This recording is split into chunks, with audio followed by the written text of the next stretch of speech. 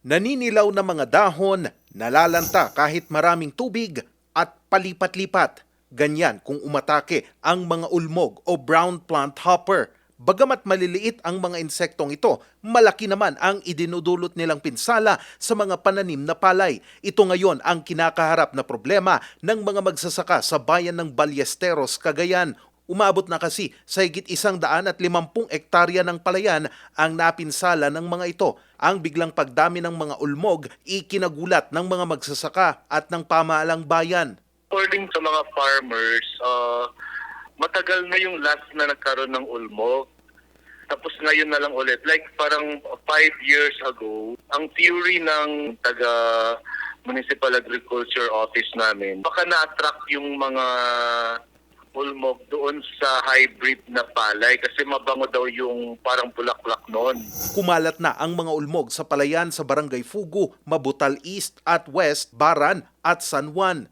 Umabot na sa higit 100 magsasaka ang apektado. Kumilos na ang pamahalang bayan at Department of Agriculture para sugpuin ang mga ito. May mga sprays naman daw na insecticides na pinadala ang Regional PA, Department of Agriculture.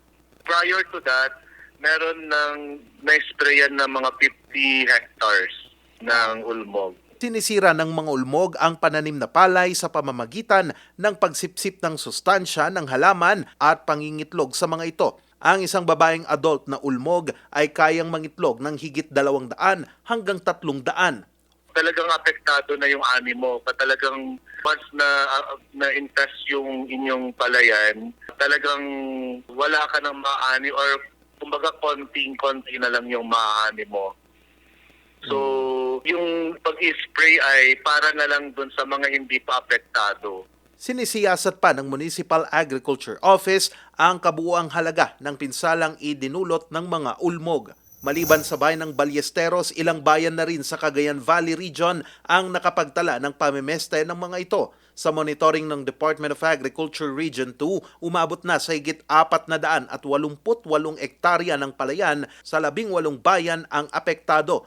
Inirekomenda ng Department of Agriculture ang paggamit ng Metarhizium, Isaria at Bioveria para maprotektahan ang mga pananim laban sa ulmog. Hinihikayat naman ang mga apektadong magsasaka na makipag-ugnayan sa Municipal Agriculture Office at magparehistro sa Registry System for Basic Sectors in Agriculture or RSBSA para makakuha at maproseso ang indemnity fund mula sa Philippine Crop Insurance Corporation.